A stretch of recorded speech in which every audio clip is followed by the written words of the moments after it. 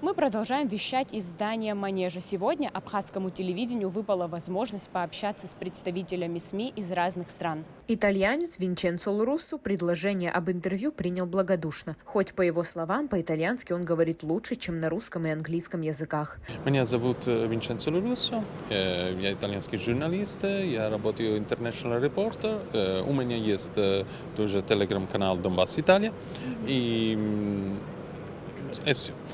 Можете ответить на английском, если так проще. Это все, что я знаю на русском. Презентация не проблема. На мой вопрос о том, слышал ли он об Абхазии, Винченцо ответил, что да, слышал, и с удовольствием посетил бы страну души. О, я очень хочу побывать в Абхазии. Вы никогда там не были? Никогда, но очень хочу. Тогда мы ждем вас. Окей, thank you very much. Спасибо большое. В условиях, где в одном здании сталкиваются разные культуры, следует отметить, что итальянцы и абхазы словно одно целое, но говорящие на разных языках. Каждый день мы боремся с ограничениями, чтобы нести правду. Вы тоже боретесь? О, да. Ежедневно. Вы так выдохнули, боретесь каждый день. Винченцо – журналист с большим опытом. Подобное масштабное событие он посещает уже второй раз. Да, я был в Луганске 2 года назад, на День Победы. Однако это мой первый раз в Москве. Я очень взволнован. Журналистика в наше время. Наблюдает ли Винченцо проколы и шероховатости в этой сфере? И насколько отличаются СМИ разных стран друг от друга? Хороший вопрос. Допустим, итальянские журналисты следующих газет могут без проблем работать в России. Но российские журналисты не могут сделать того же в Италии. Винченцо также затронул и те сложности, которые возникают в работе итальянских СМИ. Очень тяжело нести правду в Италии, но очень важно. В связи со сложившейся обстановкой в мире Винченцо придерживается твердой позиции говорить и показывать только правду. Ведь, по его мнению, в этом и заключается роль настоящего журналиста. Этот день очень важен. И очень важно его праздновать. Думаю, вы знаете о недавнем скандале в Италии. Сравнение нашего президента действий России в конфликте на Украине с Третьим Рейхом является возмутительным. И я, как итальянский корреспондент, знающий историю, выступаю против этого высказывания. Следующего спикера не встретить на экранах телевизоров. Рудольф Люсена, представитель бразильского СМИ. Он и его супруга в далеком 2017 году создали собственный веб-сайт, куда они могут транслировать свежие новости. У супружеской пары также есть и YouTube-канал. Название нашего канала Тутамея. О, у вас есть свой бренд, да.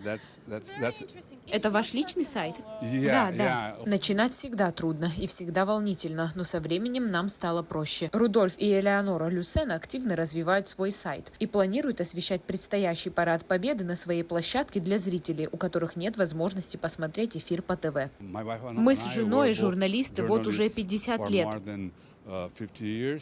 После выхода на пенсию мы решили, да, мы создали телекомпанию. Рудольф всю свою сознательную жизнь связал с журналистикой, и он был рад поделиться, какие же, по его мнению, есть недочеты в этой стези. Очень много проблем. Назовите самую важную, основную проблему. Например, я считаю, что журналистика была разграблена неолиберализмом, но у журналистики все же есть будущее. Люди очень стараются, они освобождаются от оков. Рудольф раньше не знал о существовании Абхазии, а получив от нас приглашение, с удовольствием его принял. Абхазия? Да, Абхазия, Апсна. Переводится как «душа». О, душа? Да, именно так. Апсуа? Да, отлично. А что это значит? Вперед.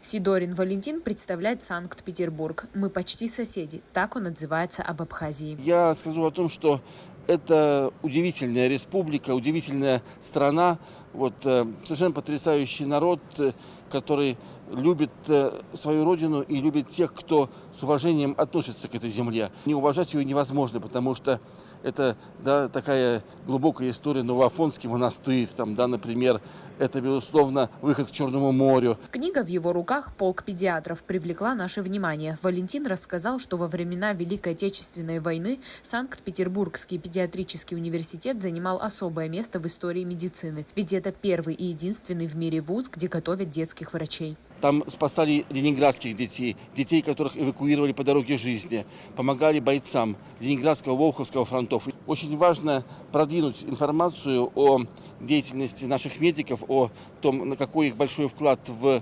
спасение жизни людей, детей, ленинградцев.